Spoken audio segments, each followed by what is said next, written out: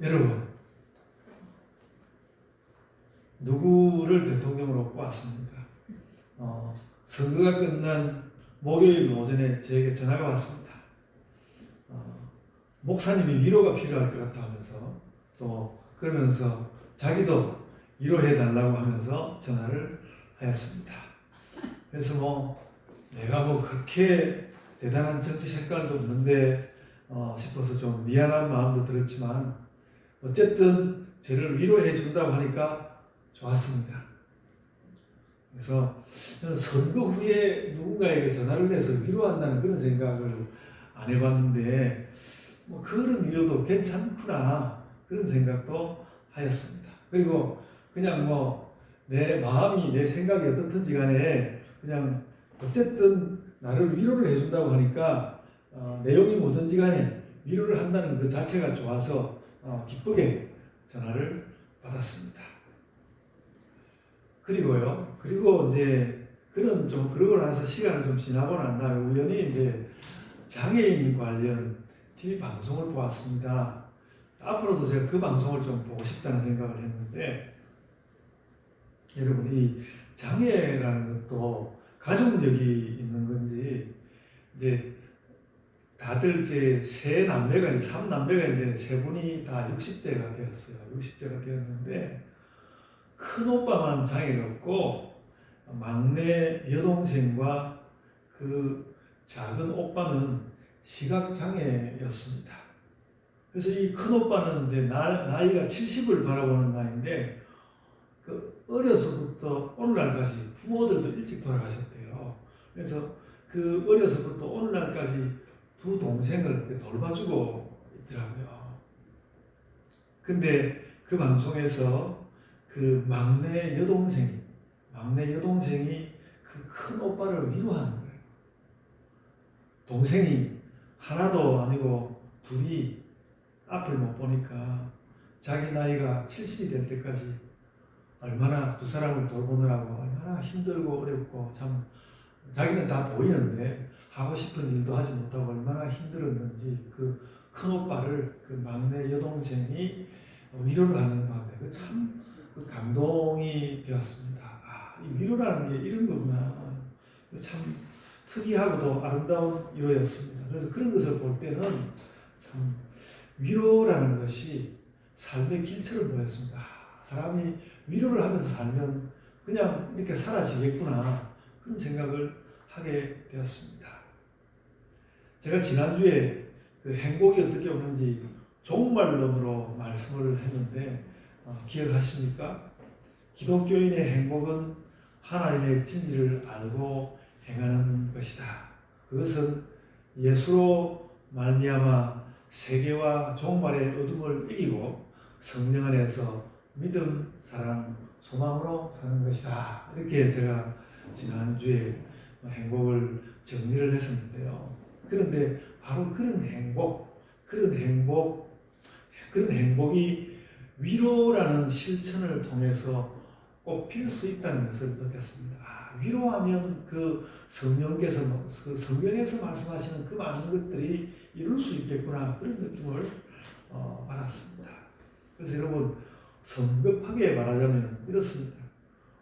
우리가 누군가를 진심으로 위로하면 거기에 천국이 보인다는 것입니다. 누군가를 아주 정말 진심으로 위로하면 그게 뭔가 천국의 빛이 나온다는 것이죠.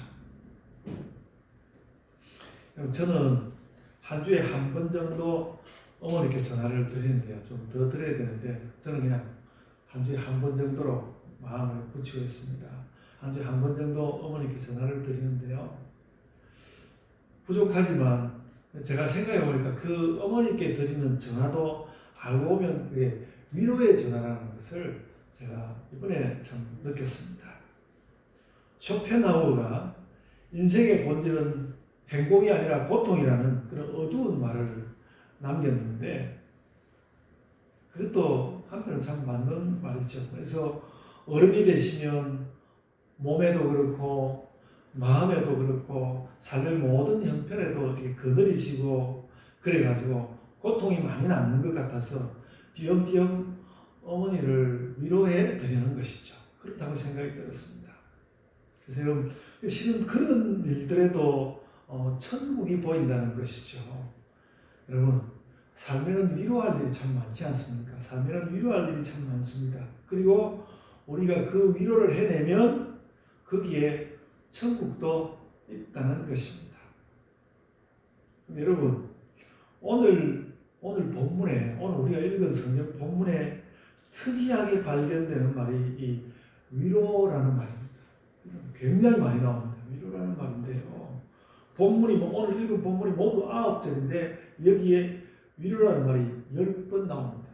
그리고 특히 그 3절로부터 7절 그 5절 속에 위로라는 말 10번이 몰려서 나옵니다. 굉장히 많이 나오는 것, 아주 많이 나오는 것입니다. 그래서 제가 이렇게 주변을 살펴보니까 위로라는 말이 이렇게 꽉 몰려서 나온 부분, 여기가 제일, 그러니까 성경에서 가장 위로라는 말이 몰려서 나오는 자리였습니다. 내용적으로도 오늘 본문에서 위로는 핵심 주제입니다. 대략 이제 그 오늘 본문을 두 부분으로 단락구분을 해보면요. 위로라는 말이 막 쏟아지니까 앞단락 3절로부터 7절은 바울 사도가 고린도 교회를 위로하는 말입니다. 고린도 교회를 위로하는 말이고요. 그리고 그 뒤에 8절로부터 11절 말씀은 아직 똑 떨어지지는 않지만 어쨌든 바울이 고린도 교회를 하면서 그러니까 당신들로 나를 좀 위로해 주시오 이렇게 말하는 그런 두 단락이 되어 있는데 하여간 앞단락과 뒷단락이 다 위로를 주제로 씌워져 있습니다. 위로는 오늘 본문의 중심 주제입니다. 저는 이 본문에 수두룩하게 나오는 이 위로라는 말을 계속 지켜보고 있는데 그런 질문이 생겼습니다. 고린도 교회에 무슨 일이 있었는데 바울이 이렇게 고린도 교회를 위로하고 있는 것인가? 고린도 교회에 무슨 큰 지진 같은 거 있었나? 전쟁이라도 있었나? 고린도 교회에 무슨 일이 있었던 건가? 바울은 왜 그들을 자꾸 위로한다 그렇게 말하는 것일까? 그래서 제가 꽤 시간을 들여서 고린도 교회의 당시의 형편을 이렇게 조사를 해봤는데요. 고린도 교회를 특별히 위로할 만한 일은 없었습니다. 특별히 위로할 만한 일은 없었는데요. 반대로 오히려 바울이 위로받고 싶었던 건 아닐까? 바울이 오히려 위로받고 싶었던 건 아닐까? 그렇게 느껴지는 장면은 많이 있었습니다. 바울 사도가 고린도 교회에 이 편지를 보낼 때 고린도 교회와 하여간 고린도 교회와 무슨 관계를 가질 때 바울이 무척 심정이 괴로웠습니다. 자기가 위로받고 싶은 마음이 참 많이 있었다는 그런 생각을 하였습니다. 그래서 여러분 오늘 본문 8절 9절 한번 보십시오. 8절 9절 보시면요.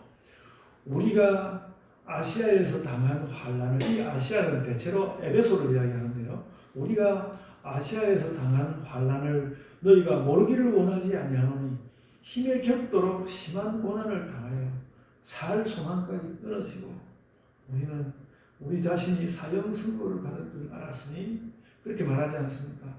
제가 오늘에서 이 본문을 읽으면서 좀 눈물이 나오려고도 하고 이게 엄청 슬픈 이야기구나 이렇게 생각하게 되는데요. 바울 사도가 그 에베소와 그 주변에 있으면서 내가 이렇게 죽는 거구나 이제 죽는 거구나 이런 생각을 바울 사도가 수시로 했다는 것입니다. 에베소에 있으면서 참 바울이 힘든 삶을 살았구나 그런 생각을 했고요.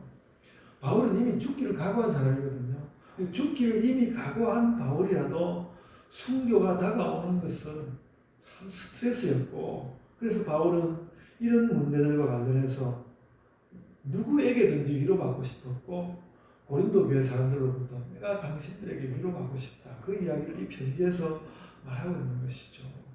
그래서 바울을 좀 살펴보면요. 바울은 원래 그 다소성에서 일찍이 떠났고 자기 고향 다소성에서 일찍이 떠났고 또 자기를 파송해준 안디옥은 되돌아가기는 너무 멀었고 자기는 유대인의 사도가 아니라 이방인의 사도를 자처했는데 지금 이제 편지를 쓰고 있는 그 에베소를 제하고 나면 이방 선교 중에서 제일 오래 머문 곳이 고린도 교회였습니다. 그래서 고린도 교회는 바울에게 이 시점에서 어느 정도는 마음의 고향일 수 있었습니다.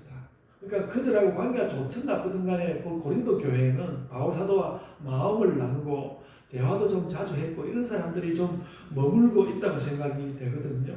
그래서 바울은 편지를 통해서 당신들이 그래도 내가 누가 있냐, 당신들이 고린도 교회에 내가 1년 반을 머물러서 있었는데 당신들이 나를 좀 위로해 줬으면 좋겠다. 그런 심정을 이 8절 9절 말씀에 담고 있는 것입니다. 그래서 너희가 내 모르기를 원하지 않아. 좀 알아줬으면 좋겠어. 이런 말을 하는 것이죠.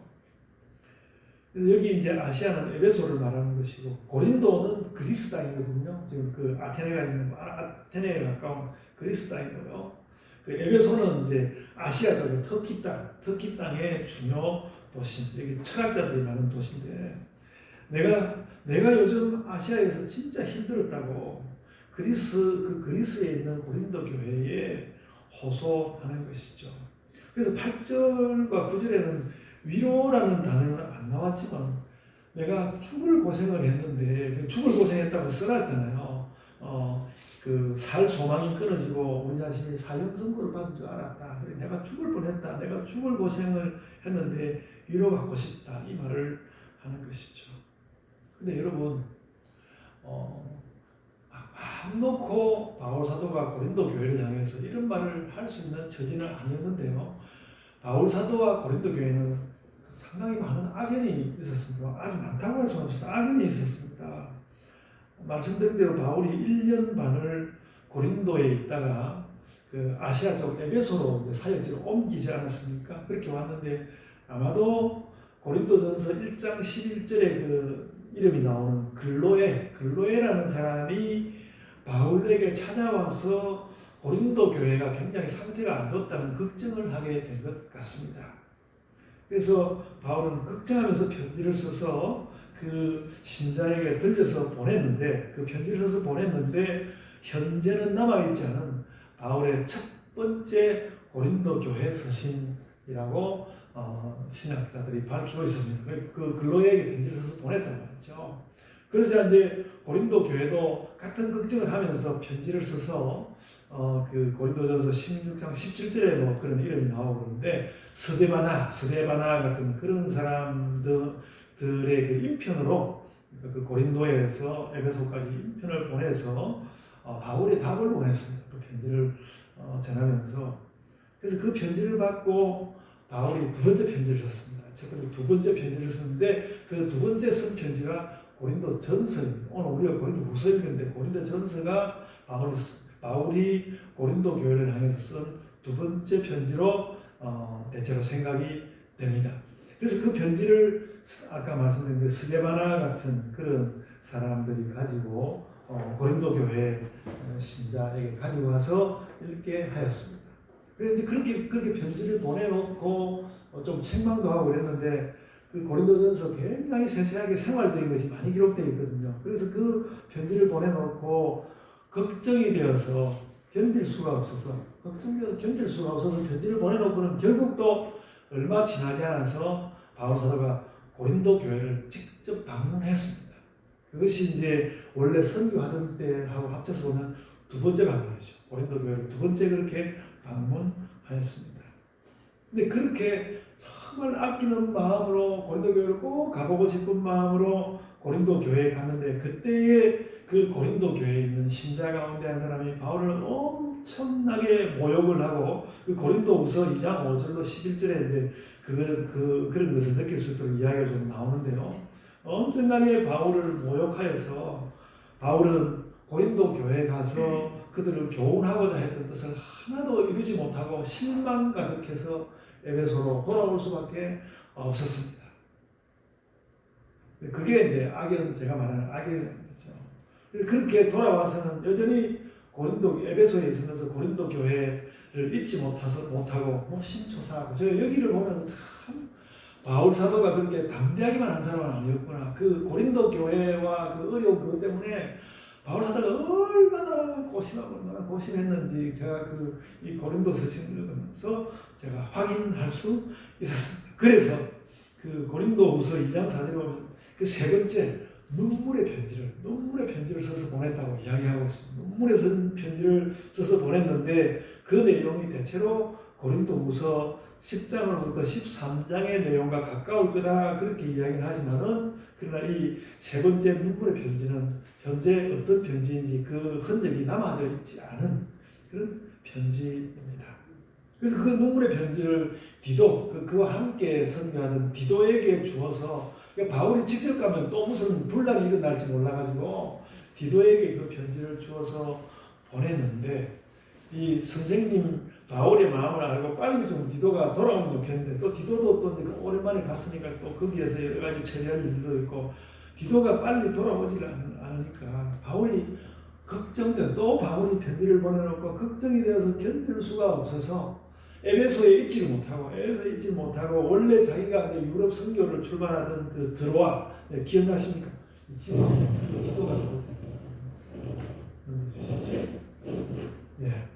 드로아 보이시죠? 그 드로아로 에베소는 좀 더 남쪽에 있거든요. 에베소에서 드로아로 가서 배를 타고 바다 건너 그 빌립보 쪽으로 건너갔습니다. 예, 고린도후서 2장 12절, 13절, 7장 5절로부터 7절인데 기록이 되어 있거든요. 그래가지고 그렇게 그 이제 마게도니아 땅 그쪽으로 가가지고 그 기다리고 있다가 그 바다 건너에서는 금방 또 디도가 배 타고 건너올 텐데 그걸 못 기다려가지고 자기가 바다 건너가서 디도를 기다리고 있다가 그래서 그제서 오는 디도를 그이가 그쪽에서 만나서 얼마나 바울이 디도를 반가워했는지 모릅니다. 디도는 고린도 교회가 그 바울이 자기에게 주었던 그 눈물의 편지를 보고 크게 반성하고 바울을 모욕했던 신자를 내쫓고 이제 복음의 열심이라고 바울 사도에게 전해줬어요. 기쁜 소식이죠. 그 기쁜 소식을 전해주었습니다. 그래서 바울은 그 소식을 듣고 기뻐서 다시 편지를 쓰면서 그래도 그 쫓아낸 사람도 용서해 주라고 이런 글도 함께 써서 말하자면 바울이 그 고린도 교회에 보내는 네 번째 편지를 다시 디도 편에 보냈는데 그것이 바로 오늘 우리가 읽은 고린도 후서입니다. 얼마나 많은 편지를 보내고 얼마나 또 아주 자주 드나드는 건 아니지만 참 자주 드나들기도 어려운데 그렇게 드나들면서 바울 사도가 고린도 교회를 위해서 얼마나 마음을 썼는지 모릅니다. 그래서 이제 고린도 후서는 전체적으로는 위로보다는 바울 사도와 고린도 교회의 화해의 편지였습니다. 그렇게 바울과 고린도 교회 사이에는 애정이 있었습니다. 사랑하는 마음도 많고 한편으로는 그 자신을 모욕했던 그 일을 증오라고까지는 할 수 없지만 하여간 사랑하는 마음과 안타까운 마음이 함께 있는 그런 관계였습니다. 그래서 아까도 말씀드렸지만 바울 사도가 위로받고 싶다는 건 충분히 알 수 있는데 실은 4절로부터 7절에 걸쳐서 아까 제가 이야기했던 대로 오히려 바울이 고린도 교회를 위로하고 있다는 거예요. 바울이 고린도 교회를 위로하고 있는데 그 바울은 고린도 교회에 뭘 위로하는 것인가? 뭘 위로한다고 하니까 위로받을 것인지 뭘 위로하는 것일까? 좀 이상하다. 너무 인사치레한 건가? 그런 생각도 좀 들고 그럴 수 있는데요. 제가 이 부분 바울은 그 고린도 교인들에게 뭘 위로하고 싶었을까? 그래서 그걸 곰곰이 생각해 보다가 저는 그제서 실로 그 고린도 교회만 아니라 초대 교회 전반의 형편을 다시 한번 생각하게 되었습니다. 저는 오늘 이 말씀이 중요합니다. 지금 제가 하려고 하는 이 말이 중요한데요. 누군가 신자들을 그리스도인이라고 특별히 고린도 교회들을 특별히 핍박했을 수도 있습니다.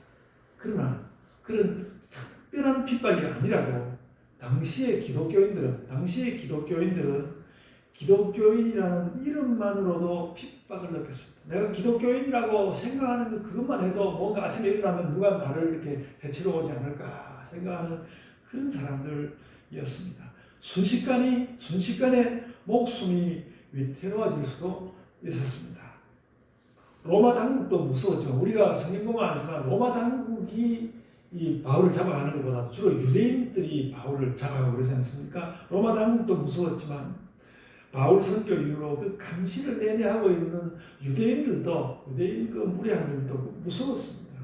또 그리스 땅 혹은 그 터키 땅 그리스 땅의 그 지방 신당의 그 잡신들, 그 신들을 믿는 종교 종사자들도 늘 기독교인들에게 해를 가하려고 했기 때문에 그것도 무서운 일이었습니다. 여러 가지 그런 일들이 일어났는데요.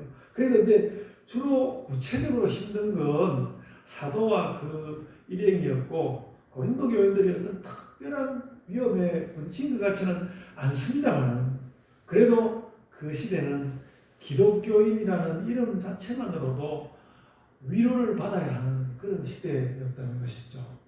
제가 그것을 깨닫게 되었습니다. 바울이 그렇게 생각했던 것이죠. 그러니까 바울은 그렇습니다. 자기는 예수께서 일방적으로 자기에게 나타나서 이제 선교를 하지 않고는 살 수 없는 사람이 되어서 선교를 해야 하는 것이었지만 자기가 선교한 교회 신자들은 원래 그냥 아무 일 없이 살고 있었는데 자기가 선교를 해가지고 예수님을 알게 됨으로 인해서 그때로부터 굉장히 삶이 좀 위험스러워진 것 같은 그런 것을 바울이 느끼고 있었기 때문에 그래서 어떻게 보면 나 때문에 고통을 가지게 된 사람이라고 느끼면서 자꾸 바울 사도는 그래서 자신이 선교하는 모든 교회의 모든 사람을 위로해야 된다고 생각했던 것입니다. 그래서 바울 사도가 특별히 그 성경 말씀에서 내가 모든 사람의 빚진 자다 이런 말을 할 때는 이런 의미도 들어있지 않았을까 그런 생각이 들고요. 고린도 교회도 그런 면에서 예외가 아니었습니다. 여러분들 교회의 핍박을 이야기하다 보면 생각나는 박해자들이 있죠. 네로가 앞장서 네로 있고 그 다음에 도미티안, 트라이안, 하드리안 이런 이름들 있고요. 이런 사람들 박해를 했고요. 나중에 주후 160년 상당히 뒤죠. 주후 160년이 지나고 난 뒤에도 아주 히랍에서 현재 아주 지혜 있는 황제로 불리는 우리도 고등학교 다닐 때 그의 명상록을 읽은 마르쿠스 아우렐리우스 이놈이 제일 나쁜 놈이라고 생각합니다. 아주 지혜로운 척하면서 기독교인들을 박해한 인물 마르쿠스 아우렐리우스 제가 이 이름은 제가 잊어버리지 않습니다.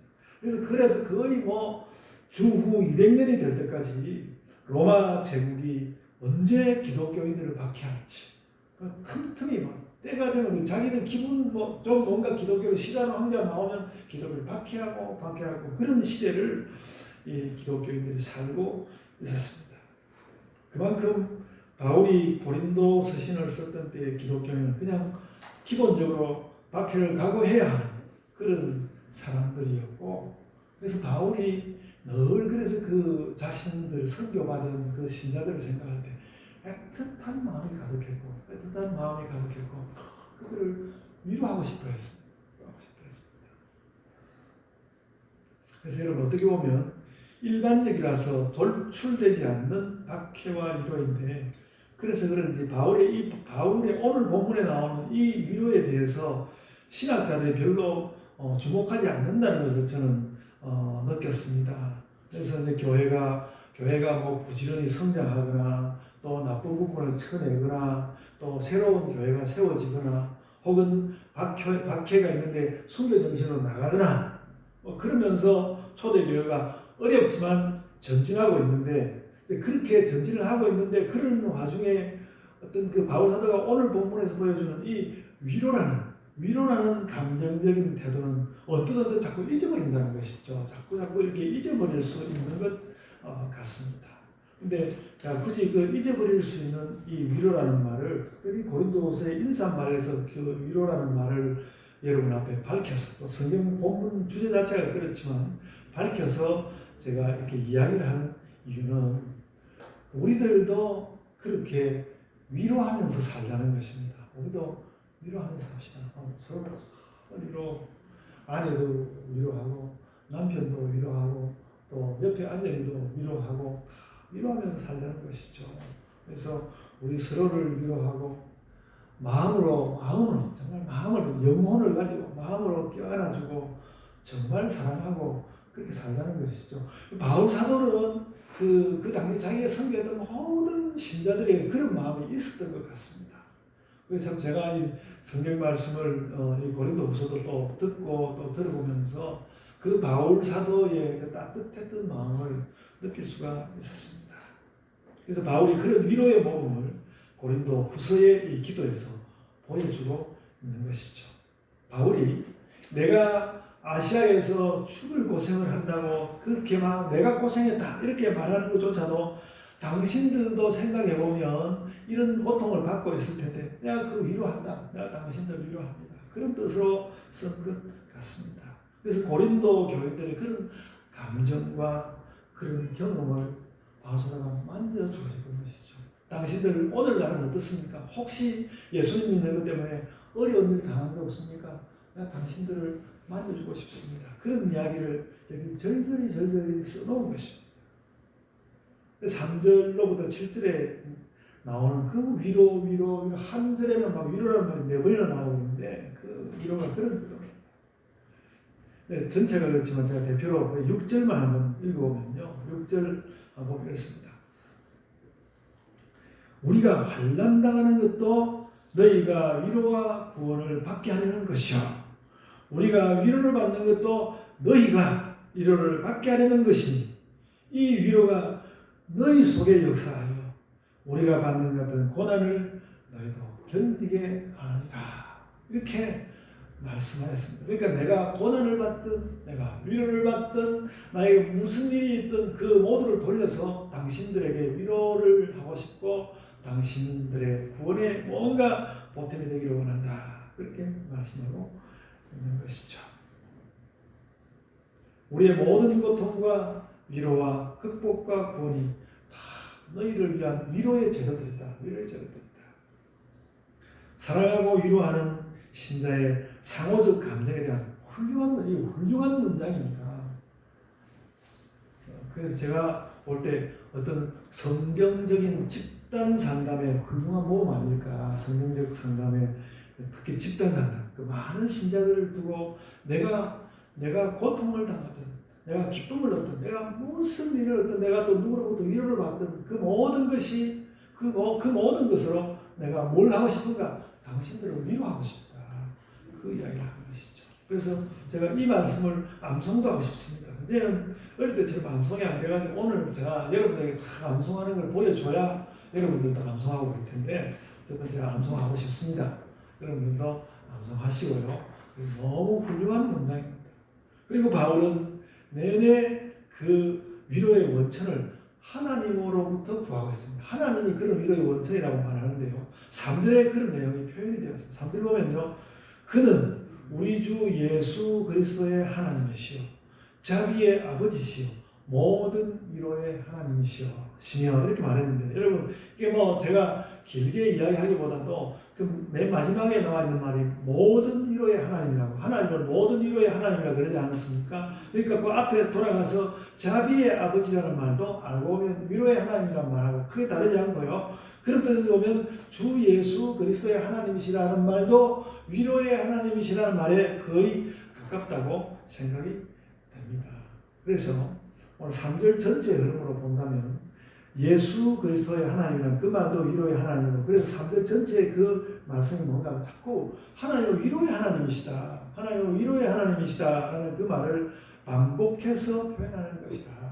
그렇게 말할 수 있을 것 같습니다. 다르게 해석할 수 있을 것 같은데 위로를 중심으로 볼 때는 그렇게 해석할 수 있을 것 같습니다.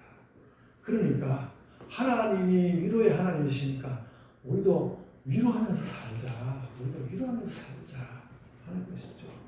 아까 말씀대로 바울과 고린도 교회 사이에 사람과 함께 어려움도 있었고 그 때문에 편지와 사람이 오가고 그렇게 했습니다.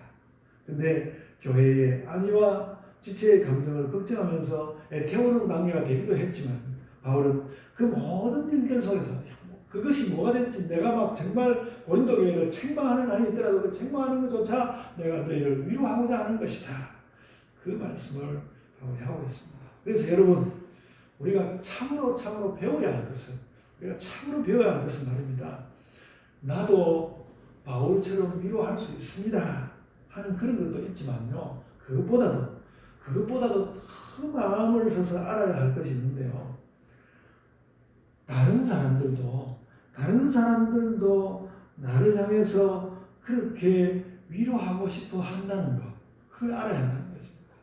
내가 당신을 위로하고 싶어. 나는 좋은 사람이니까 난 당신을 위로하고 싶어. 그건 좋은데요. 그것뿐만 아니라 다른 사람들도 언제나 나를 위로하고 싶어 한다는 그걸 알아야 합니다. 다른 사람이 나를 향해서 위로하고 싶은 마음, 좋은 마음을 가지고 있다. 그래서 뭔가 좀 언짢은 것이 보일지라도 저 사람이 나를 위로하고 싶은 것인데 그냥 표현이 저렇구나. 그렇게 생각할 수 있는 것, 그것을 우리가 배워야 하는 것 같습니다. 바울 사도는 고린도 교회와 그것을 나누고 싶었던 것이죠. 내가 당신을 위로하고 싶다. 당신을 위로하고 싶은데 그런데 내가 당신들이 나를 위로하는 것 그거 내가 알지만 또 내가 당신들을 위로하고 싶어하는 그것도 알아달라는 그런 말씀이었습니다.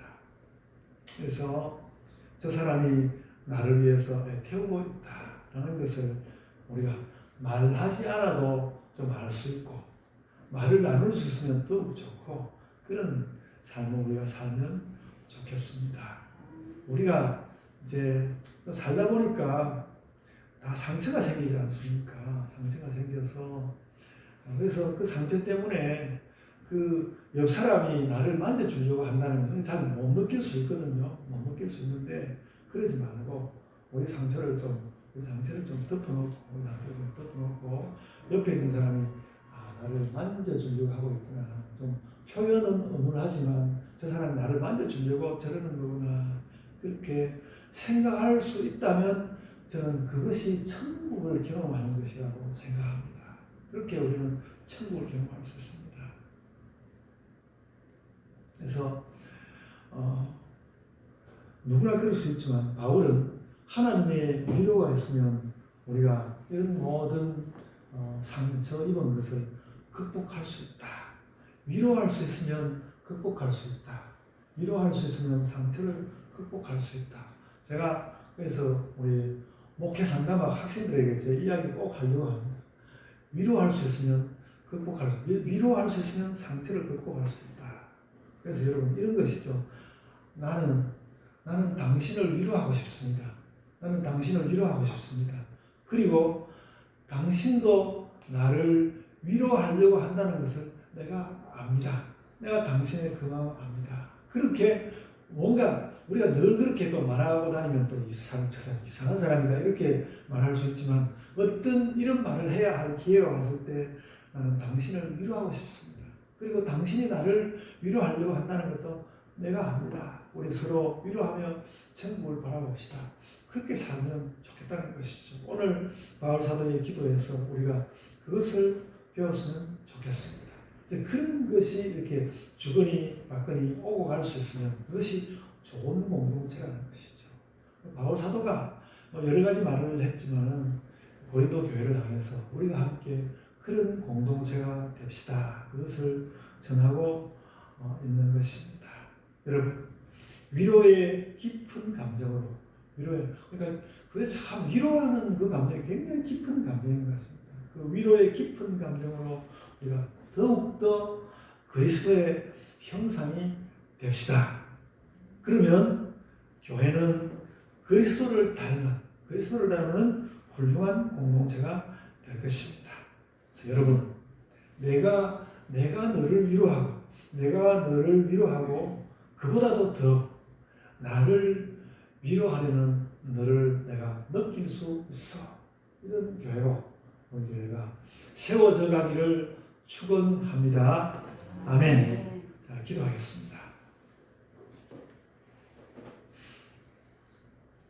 주님, 늘 죽음의 위협을 받으며 긴장되고 경직되어서 살았을 것 같은 바울 사도가 얼마나 부드럽고 얼마나 깊은 심정으로 이 고린도 교회를 만져주고 그들을 위로하고 싶었는지, 자신이 위로받아야 할 것이 너무나 많았지만 그래도 참 나의 제자 또 하나님의 이 백성들은 모두 위로받아야 하는 사람인데 이들을 하나님 어떻게 위로할까요? 정말 그가 그의 눈에 눈물을 글썽이면서 그 고린도 교회 신자들을 마음 가운데 품고 기도하였던 그것을 저희들이 느낄 수 있습니다. 주님, 저희들도 이 땅 살아가면서 오늘날도 저희에게도 참 위로받을 일들이 많이 있는데 그것 생각하면서 우리 서로를 위하여 기도할 때 눈물을 글썽이면서 주님, 제가 그를 위로하고 싶은데 하나님께서 위로의 심정을 저에게 주시고 그에게도 주옵소서. 그렇게 기도하는 자들로 저희들이 살게 하시며 온 교회가 위로하는 교회로 살게 하여 주옵소서. 감사하옵고 예수님 이름으로 기도드리옵나이다. 아멘.